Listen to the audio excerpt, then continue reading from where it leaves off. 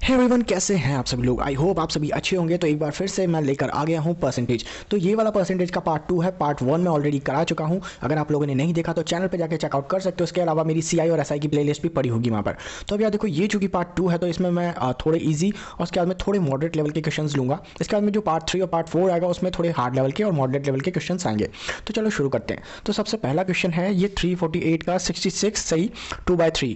तो इसको सॉल्व करना है। तो ये देखो, इस टाइप के क्वेश्चन को आप सिंपली कुछ ऐसे करके सॉल्व कर सकते हो। या तो फॉर एग्जाम्पल जैसे आपने लिखा 348 इंटू 66 सही 2/3। अब यहाँ पर सिंपली आपको दिख रहा है, देखो सबसे पहले तो परसेंटेज है तो यहाँ पर 100 और लिख देंगे। ठीक है, तो सबसे पहले आपको क्या करना होता है इस टाइप के क्वेश्चंस में, और नीचे की वैल्यू को मल्टीप्लाई करते हैं इससे और इस वैल्यू को इससे जोड़ देते हैं। तो सबसे पहले तो यहाँ पर 66 तो ये हो जाएगा आपका 198 और +2 करेंगे तो ये हो जाएगा आपका 200 बाय और ये 300। ठीक है, 2 0 से 2 0 गए तो यानी कि 348 इंटू 2/3। ठीक है, तो 3 से काट लो इसको, 3 से 1 बार 3 से जाएगा और 3 कम 16 3 48, तो 116 दूनी ये हो गया आपका कितना 232। ठीक है, अब ये तो हो गया कैलकुलेशन से जैसे नॉर्मली आप करते ही हैं। ठीक है, तो आपका 232 आंसर आ जाएगा। लेकिन देखो यार, अगर आप लोगों को रेशियोज आते ना तो अभी इस क्वेश्चन को आप अब तक कब का खत्म कर चुके थे, 5 सेकंड में खत्म कर चुके थे। तो मैं बताता हूँ आपको कैसे। तो देखो, सबसे पहले तो करना क्या होता है आपको, जैसे ही यहाँ पर दिखा 66 सही 2/3, तो आपको एक चीज़ दिखनी चाहिए यहाँ पर कि देखो 66 मैंने आपको एक रेशियो बताया था कि आपके पास था 11 सही 1/9। ठीक है, ये वाला आपके पास एक रेशियो था। तो इसका जब भी हम लोग रेशियो निकालते हैं ना तो वो आता है 1/9, हमेशा से यही आता है। ठीक है, तो इसी में अगर मान लो मैं 11 सही 1/9, इसको आप ऐसे भी लिख सकते हैं अगर आपको मालूम हो तो 11 + 1/9। ठीक है, ये ऐसे ही होता है जब ये आपको ऐसी वैल्यू दी जाती है, उसकी एक्चुअल मीनिंग यही होता है। तो इसमें मान लो आप 6 मल्टीप्लाई करते हो। ठीक है, इस वाले रेशियो में आप 6 मल्टीप्लाई करते हो, तो इसमें मैं 6 मल्टीप्लाई करता हूँ तो ये कैसा आता है एक बार देखना। तो यहाँ पर 6 मल्टीप्लाई होगा 11 से, दैट मीन 66 +6 1 से मल्टीप्लाई भी होगा तो ये हो जाएगा 6/9। ठीक है, तो अब यहाँ पर देखो यही वाला रेशियो आ रहा है आपके पास निकल के, जो आपके पास क्वेश्चन में दिया हुआ है। क्वेश्चन में जो दिया हुआ है वही वाला रेशियो निकल के आ रहा है। ठीक है, तो इसका मतलब जब भी आपको दिया हो 66 से 2/3 तो आपको यहाँ पर 2/3 ही रेशियो लेना है। ठीक है, और जब ऐसा पुट कर देंगे तब आंसर आपका आ जाएगा। तो इसी वाले रेशियो को मैं और क्लियरली समझा देता हूँ आपको। ठीक है, एक बार से दोबारा, तो अगर किसी ने नहीं देखा तो अगर आपके पास इस टाइप के रेशियो 11 से 1/9% या फिर 9 से ही 1/11%। अब इन दोनों का देखो एक बार आप चेक कर लो, इन दोनों का जो वो आता है ना रेशियो आता है वो आता है 100/9। ठीक है, और चूंकि परसेंट है तो 100 और मल्टीप्लाई होता है। सिमिलरली इसका आएगा आपका 100 ही आएगा, क्योंकि 11 9 से मल्टीप्लाई करेंगे 99, तो ये 100/11। ठीक है, और मल्टीप्लाई किससे होगा 100 से, तो ये 100 से 100 जाएगा। दैट मीन्स यहाँ पर आपका रेशियो निकल के आ रहा है 1/9 और यहाँ पर आपका रेशियो निकल के आ रहा है 1/11। ठीक है, तो जब भी आपका इस टाइप के क्वेश्चन आते हैं ना, आपके पास इस टाइप का रेशियो आता है, तो आपको ये वाली वैल्यू देखनी है। आगे जो वैल्यू है ना इसको देखना है कि ये कितने टाइम मल्टीप्लाई है किसी वैल्यू से। ठीक है, तो अभी जैसे हमारे पास क्वेश्चन दिया था 66 + 2/3। ठीक है, तो हमें वहाँ दिख रहा था कि जो 11 से 6 टाइम मल्टीप्लाई थी वो वैल्यू। ठीक है, तो इसलिए हमने उसको 6 मान लिया और 6 मानते हमारे पास वहाँ पर रेशियो कितना आ गया 2/3, तो हमें पता चल गया सिंपली। अब ऐसे ही मान लो 11 से ही 1/9 है, इसका मान लो 2 से मल्टीप्लाई करते हैं तो ये हमारे पास क्या निकल के आता है 22 सही 2/9। ठीक है, तो यहाँ पर हमको रेशियो क्या पता चल रहा है 2/9 होगा। ठीक है, इसी तरीके से और रेशियो निकालते हैं। चलो मान लो 11 से ही 1/9 को हम मल्टीप्लाई करते हैं 3 से। अब 3 से मल्टीप्लाई करेंगे तो एक चीज़ होती है यहाँ पे, देखो 3 को मल्टीप्लाई करेंगे 11 से तो 33 सही 3/9, तो यहाँ पर 9 और 3 कटेगा, दैट मीन्स 33 सही 1/3। ठीक है, तो यहाँ पर ये रेशियो आ गया, यानी कि हमारे पास जो रेशियो आएगा वो आएगा 1/3। इसी तरीके से इसके जितने भी मल्टीप्लाइज होंगे, जैसे 5 से होगा मान लो तो वो भी उसी में आ जाएगा। जैसे 5 को 11 से ही 1/9 तो यहाँ पर आ जाएगा आपका 55 से ही 5/9, तो यहाँ पर हमारा रेशियो निकल के क्या आएगा 5/9। ठीक है, इसी तरीके से अगर 9 का पहाड़ा मान लो 9 वाला रेशियो आता है आपके पास कि 9 सही 1/11। अब वैसे तो इसका जो निकल के आता है 1/11 हमको पता है, लेकिन अगर मान लो हम इसको मल्टीप्लाई कर देते हैं किससे, मान लो 2 से कर देते हैं, 2 से करते हैं तो ये 2 9 18 सही, और 2 का 1 से भी होगा तो 18 सही 2/11। तो यहाँ पर देखते ही समझ जाना चाहिए हमको कि यहाँ पर रेशियो जो निकल के आएगा वो आएगा 2/11। इसी तरीके से इसको 3 से मल्टीप्लाई कर देते हैं तो ये हो जाएगा 9 या 27 सही 3/11। रेशियो जो निकल के आएगा वो आ जाएगा 3/11। तो ये वाले जो रेशियोज है ना इनको आप इस तरीके से समझ सकते हो, आपको सिंपली पता चल जाएगा। ठीक है, तो चलो अगले क्वेश्चन पे चलते हैं। तो दूसरा वाला क्वेश्चन है आपके पास उस संख्या का 40% क्या होगा जिसका 200% 90 है। तो अब यहाँ पर देखो आपको उस संख्या का 40% क्या होगा जिसका 200% 90 है। तो सिंपली आपको यहाँ पता चल रहा है अगर कोई संख्या का 200% 90 है, दैट मीन्स उसका 100% कितना होगा आपके पास। तो सिंपली कुछ नहीं करना, आपको 90 से 200 का डिवाइड कर दो और मल्टीप्लाई हमें कितना 100% निकालना है, मल्टीप्लाई 100 से कर दो, 2 0 से 2 0 जाएंगे, 2 से कटेगा 45 बार, दैट मीन्स 45 तो 100% वैल्यू है। अब 45 100% वैल्यू है तो हमें 40% निकालनी है, ठीक है। तो 40% निकालने के लिए हम क्या करते हैं कि सिंपली करो एक काम, इसका 2/5 40/100 कर दो, किसका 45 का, ठीक है। तो 40/100, तो ये 2 बार, ये 5 बार, 5 से 9 बार जाएगा, तो आंसर हमारे पास आ जाएगा कितना 18, और ये आंसर आ गया, ठीक है। चलो अगला क्वेश्चन करते हैं। यदि एक विद्यालय के विद्यार्थियों में 70% लड़के तथा 504 लड़कियां हों तो लड़कों की संख्या बताइए। अब एक चीज़ तो हमें पता ही है कि टोटल जो संख्या होती है वो होती है हमेशा 100%। अब 70% अगर बॉयज़ हैं दैट मीन्स 30% गर्ल्स होंगी, ठीक है। तो अगर 30% गर्ल्स हैं दैट मीन्स हमें गर्ल्स की संख्या कितनी दे रही है 504। तो अगर 3 जो है, मान लो 30 और 7 और 3 में ले लूँ, 0 से 0 ला लो, अगर 3 504 के बराबर है तो पूरा 100% किसके बराबर होगा, कर लो इसको 504 डिवाइड 3 इंटू 10, क्योंकि 7 और 3 10 ही होता है ना। अगर यहाँ 70 के हिसाब से करते हैं हम, 70 और 30, तो 100 से मल्टीप्लाई कर दे, 3 से डिवाइड कर दो, तो यहाँ पर आपका एक बार जाएगा, 3 6 18 2 बार जाएगा, और 3 8 24 और इंटू 10 कर दो, तो यहाँ पर आंसर आ जाएगा 1680। और लड़कों की संख्या पूछ रहे हैं दैट मीन्स 70% निकाल लो यहाँ पर, ठीक है। 70% निकालो इसका, तो यहाँ पर कितनी बार 168 इंटू 7 टाइम कर लो, तो यहाँ पर 178 को हम 7 से मल्टीप्लाई करते हैं, तो 8 7 56, हाँ से लगी 5, और 7 6 42, 5 47, और 4 इधर चल जाएगा, 7 कम 7 4 11, तो 1176 आंसर आ जाएगा, ठीक है। अब यदि ए की आय बी की आय से 25% कम हो तो ए की आय बी की आय से कितने % अधिक होगी, ठीक है। अब इस टाइप के क्वेश्चन से आप सिंपली यार देखते कर सकते हो। अब इसमें क्या होता है, देखो मान लो आपकी ए की आय बोल रहा है और बी की आय बोल रहा है, तो ये कह रहा है ए की आय जो है बी की आय से 25% कम है, तो 25% कम कब होगी, मान लो ए की आय जो है बी की आय से 25, तो यहाँ लो कि बी की आय अगर 100% है तो ए की आय कितनी होगी 75%, रेशियो में निकाल लो 3/4। तो अब ये कह रहा है कि इसकी 25% 4 से कम है, ये कम कितनी है 25%, तो इसकी जो है 4 की है 3 से कितने % अधिक होगी, ठीक है। यानी कि यहाँ पर तो हमने 1/4 किया था, क्योंकि 4 से कम है तो 1/4 किया हमने 100, है ना। अब यहाँ पर हमको 3 से निकालना है कि बी की आय ए से कितनी अधिक होगी, दैट मीन्स हमारी जो बेस वैल्यू होगी वो होगी 3, तो यहाँ पर हमें कितना करना पड़ेगा, 3 से कितना अधिक है 1, तो 1/3 कर दो, कितना हो जाता है 33 से ही 1/3, यही होता है आंसर, ठीक है। तो इस टाइप के क्वेश्चन का यार एक इजी तरीका मैं आपको बता सकता हूँ, ठीक है। इसमें क्या होता है, देखो यार जब भी इस टाइप के क्वेश्चन आते हैं, मान लो एक की आय दूसरे की आय से इतने % अधिक है और दूसरे की आय एक की आय से इतने % कम है, तो उसमें आपको सिंपली यही करना है, मान लो उसकी जो एक कम वैल्यू होती है एक ज़्यादा वैल्यू होती है वही पकड़नी होती है।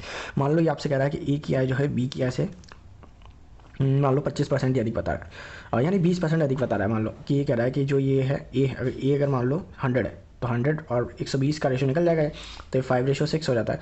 अब मान लो ये कह रहा है कि ये 5 ए जो है बी से, सॉरी बी जो है ए से कितना अधिक है 25%, और यहाँ पर हमें कितना दिख रहा है 1, तो जो बी होगा वो ए से कितना कम होगा, सॉरी कितना अधिक होगा, ठीक है। अभी ए जो है बी से 1 कम है, तो यानी बी ए से कितना कम होगा, तो हमें 20 में से जो कम रेशो होता है, मतलब जो हमें 20 से कम निकालते हैं वो वाला रेशो निकाल लेना है। तो वो क्या होता है कि 6 में कितना कम है 1 कम है, तो 1/6 इंटू 100 कर दो, तो ये मुझे पता है कि 16 सही 2/3 होता है, आपको नहीं पता होगा तो निकाल लेना सिंपली मल्टीप्लाई और डिवाइड करके। तो ये इस टाइप के यार आपको 2-4 रेशोज़ याद रखने हैं और आपका जो काम हो जाता है। आपको जैसे एक तो ये याद रखना होता है 14 सही 2/7, ठीक है। उसके बाद में आपको याद रखना होता है 16 सही 2/3, उसके बाद में आपको 20% तो याद रहता ही है, उसके बाद में 25%, उसके बाद में आपको याद रखना होता है 3 सही 1/3। तो ये अगर आप याद कर लेंगे ना, मान लो कोई याद कर लेते हैं तो आपके बहुत इजीली काम हो जाता है। मान लो कोई कह रहा है आपसे कि कोई वैल्यू किसी की इतनी अधिक है तो उससे वो वैल्यू कितनी कम होगी, तो वो 25% कम होगी। सिंपली वो कह रहा है कि अगर कोई वैल्यू किसी से 25% अधिक है तो वो वाली वैल्यू उससे कितनी % कम होगी, तो वो 20% कम होगी। कोई वैल्यू किसी से 20% अधिक है तो वो वाली वैल्यू उससे कितनी कम होगी, वो उससे 16 सही 2/3। इसी के 16 सही 2/3 अधिक है तो 14 सही 2/7 कम होगी। तो ये एक तरीके से ना इनका साइकिल चलता रहता है, ठीक। तो चलो नेक्स्ट क्वेश्चन पे चलते हैं। अब फिफ्थ क्वेश्चन हमारे पास है कि 4220 का 3/5 का 75% का 25%। अब देखो यहाँ पर हमें ऑलरेडी रेशियो दिया हुआ है 3/5। अब हमें अगर इसे परसेंटेज में निकालना हो तो ये 60% होता है, ठीक है। लेकिन हमें कोई ज़रूरत नहीं, वैसे भी हम लोग रेशियो करने वाले हैं इन दोनों का भी 75 और 25 का। तो हमें पता है देखो 4220 सिंपली लिख लो, 4220 इंटू 3/5 दिया हुआ है और इंटू 75%, दैट मीन्स 3/4। अब आपको रेशियो याद कर लेना है, ठीक है, मैं बार बार नहीं बताऊंगा। और 25% होता है आपका 1/4। अब काट लो क्या क्या कट रहा है। तो यहाँ पर अगर हम सिंपली काटें तो 5 चौके 20 और 20 चौके 80, तो ऐसे तो नहीं काट 80 होता है, 1 0 से 1 0 कट जाएगा, 8 बचा, 8 से कितना 8 5 40, 2 बचा, तो 2 बचा, तो सॉरी 4240 था, ये गलती हुई, चलो कोई ना। 424 है, ठीक है ना, 422 लिख दिया था मैंने गलती से। तो ये 8 5 40, ठीक है, 2 इधर गया तो 24 है, तो 8 16 8 24। अब आपके पास 53 इंटू 9 है, ठीक है, ये 1 की तो कोई वैल्यू होती नहीं है, तो 53 इंटू 9 कर लो, तो 9 3 27, हासिल लगी 2, और 9 5 45 और 47, 477, और यही आपका आंसर होगा, ठीक है। तो रेशियोज़ में हमेशा हमको चीज़ें निकालनी है, तभी ज़्यादा ईजी पड़ेंगी। अगला क्वेश्चन है आपका, किसी परिवार के चावल, मछली तथा खाद्य तेल पर किए जाने वाले व्यय 12:17:3 के अनुपात में इन वस्तुओं के मूल्यों में क्रमशः 20%, 30% तथा 50% की वृद्धि हो जाती है। परिवार की इन वस्तुओं पर किए जाने वाले व्यय में कुल वृद्धि होगी। अब देखो यार, हमें कुछ नहीं करना, हमें तीनों वैल्यूज़ दी गई हैं, रेशियोज़ दिए गए हैं, एक्चुअली वैल्यू नहीं दी है, हमें दिया हुआ है 12 रेशियोज़ और उसके अलावा 17:3, ठीक है। अब हमें इनमें कितनी वृद्धि करनी है, 20, 30 और 50। तो यार सिंपली अगर आप लोग चाहो तो इसको 10 से मल्टीप्लाई कर लो ताकि आपकी ईजी रहे। वैसे मैं तो इससे भी निकाल सकता हूँ, 12:17 भी रख सकते हो।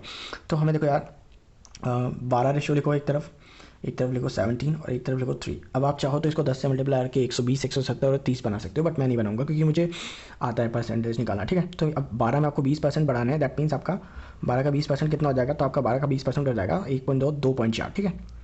अब आप लोग निकाल लेना परसेंटेज, अगर आपको नहीं आता तो रेशियो करके रख के निकाल लेना, मुझे आता है तो मैं ऐसे सिंपली कर रहा हूँ। अब 17 का जो है 30%, 17 का 30% होता है 17, 34, 51, तो 5.1, ठीक है।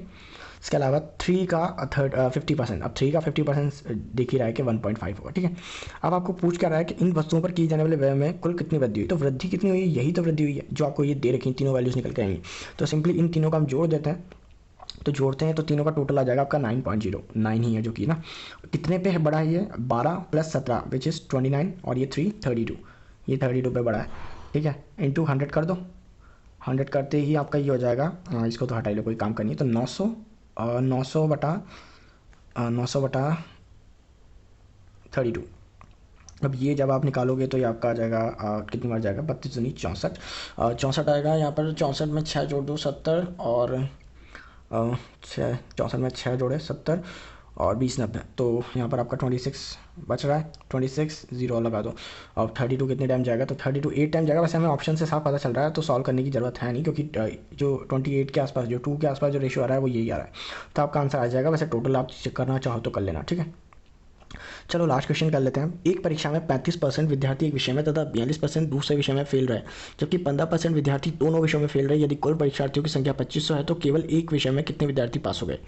हाँ देखो, इस टाइप के क्वेश्चन जब भी आपके पास आए ना कि इसमें एक विद्यार्थी फेल हुए, इसमें दूसरे विद्यार्थी फेल हुए, और इस टाइप के जब भी क्वेश्चन आ गए, आपको यार सिंपली गोला वाले जो होता है ना, डायग्राम से करना है इसको, ठीक है। तो डायग्राम से कैसे करना है मैं बताता हूँ, चलो।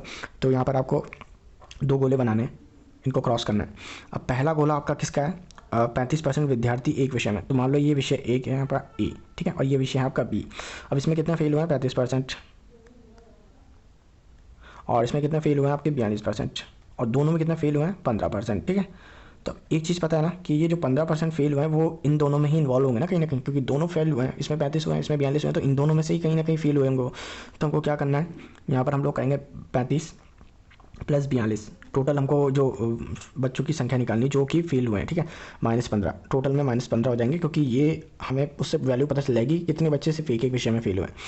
तो यहाँ पर 35 + 42 आपका हो गया 30, 40, 70, 77 में आप 15 माइनस कर दो तो आपका हो जाएगा 62, ठीक है। तो आपका 62% टोटल बच्चे जो हैं वो फेल हुए हैं, ठीक है। तो बच्चे पास कितने हुए आपके, 38% पास हुए। अब यहाँ पर एक चीज़ देखना, आपके पास आपसे ये चीज़ नहीं पूछा है कि क्या नाम है कितने बच्चे टोटल पास हुए हैं, ये पूछा आपसे केवल एक ही विषय में कितने विद्यार्थी पास हुए हैं, ठीक है। अब यहाँ पर आपको एक चीज़ पता है, देखना कि आपको यहाँ क्या पता है कि 38% तो टोटल बच्चे पास हुए हैं, प्लस अगर आप इंडिविजुअली हर सब्जेक्ट का निकालें तो यहाँ पर अगर ए में 35% बच्चे फेल हुए हैं, ठीक है, तो कितने परसेंट बच्चे पास हुए होंगे, 65%, 100 - 35 कर देंगे तो, ठीक है। तो 100 - 65, और 65 बच्चे ए में पास हुए हैं, तो हमें पता है कि 38 बच्चे जो उनमें से हैं वो तो दोनों में पास हुए हैं, तो हमें केवल एक के बच्चे निकालने के लिए इसमें से 38 माइनस करना पड़ेगा।